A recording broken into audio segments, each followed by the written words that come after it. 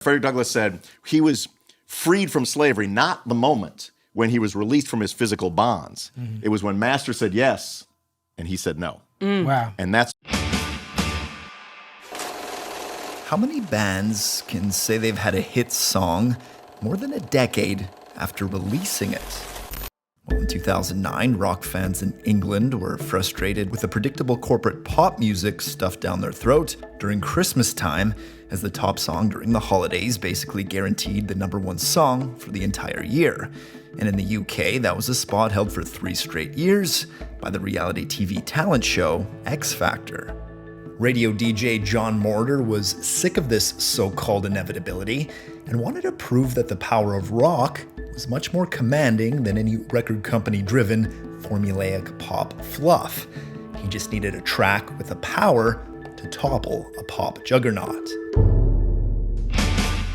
And what better song than not only one of the most iconic bangers from the 90s, but a song that represented the complete opposite that everything X Factor stood for. It was Rage Against the Machine's protest anthem, Killing in the Name.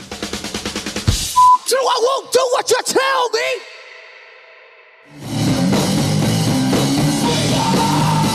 It was 1992 and 4 bandmates were in the recording studio as Los Angeles burned around them in the infamous LA riots.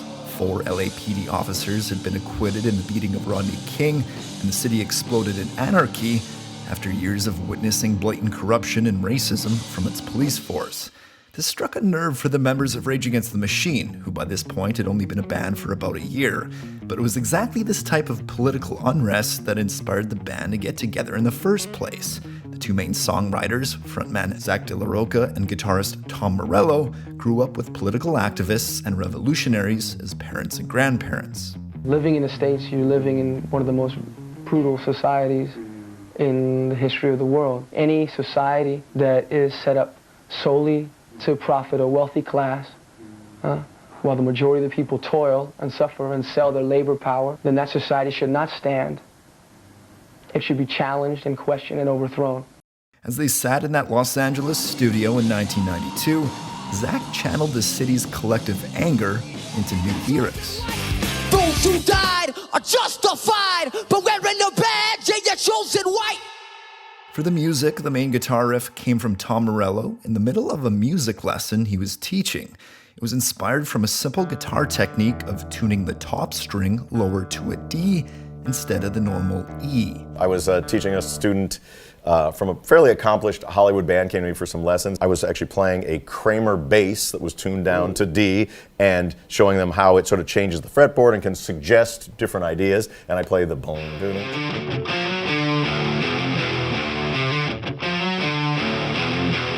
I was just like, hold on one second. I had my Radio Shack recorder, pressed record, went through it once, continued with the lesson, and brought that riff into the rehearsal of a fledgling Rage Against the Machine next day.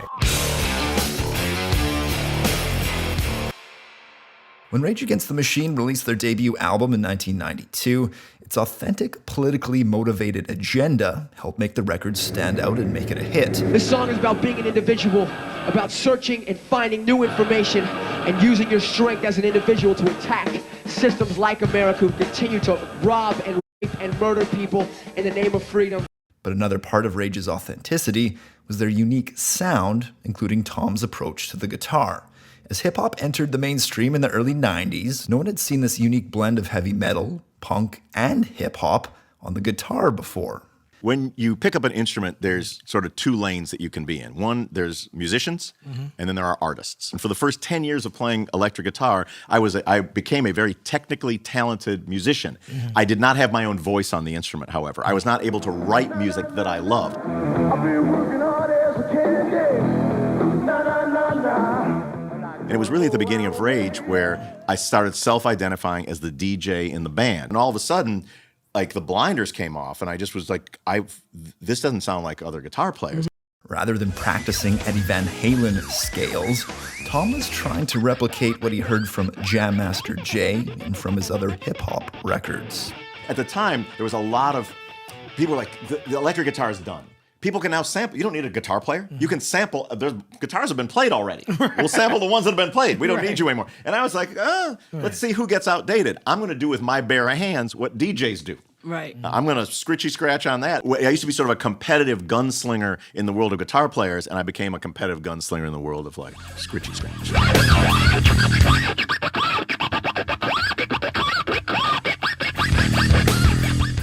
But it wasn't just on the guitar where Rage's unique blend of influences came to form. They were true pioneers in the early 90s, combining heavy metal riffs, punkish speed, and rapping. Just as Nirvana gave way to the grunge and alternative rock movement of the mid to late 90s, Rage Against the Machine gave way to nu metal of the late 90s and early 2000s. By combining our influences and the way that the four of us play together, that's just how it comes out.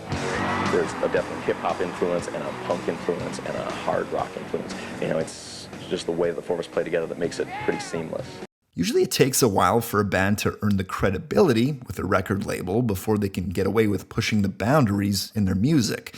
So it was unexpected to have the record company push Killing in the Name as their first ever single off their debut record. It was the suggestion of our A&R person at the record company to make that song with 16 yous and one motherfucker the first single. I couldn't believe it. It was when music was sort of changing. It was Forward-thinking engine A&R. Absolutely. Right. It went from this world of these kind of like pop rock heavy metal bands of the 80s to the Nirvanas, the Pearl Jams, Tool bands like that, where I think the record companies recognized we don't necessarily understand everything that's going on. Part of Killing in the Name's longevity is that its anti-authority message resonates just as much as it did in 1992 as in 2009. And the proof is in the pudding. John Mortar's Christmas campaign to get the song to #1 in the UK worked. With the help of Facebook, Twitter, and numerous celebrities, it was revealed Killing in the Name reached the #1 spot, selling more than 500,000 copies. This has been a real, completely grassroots campaign started by real fans of music, and I think it's tapped into the silent majority of the people in the UK tired of being spoon-fed one schmaltzy ballad after another, and they want to take back their own charts. And we are honored that they've chosen our song to be the rebel anthem to try to topple the X Factor monopoly.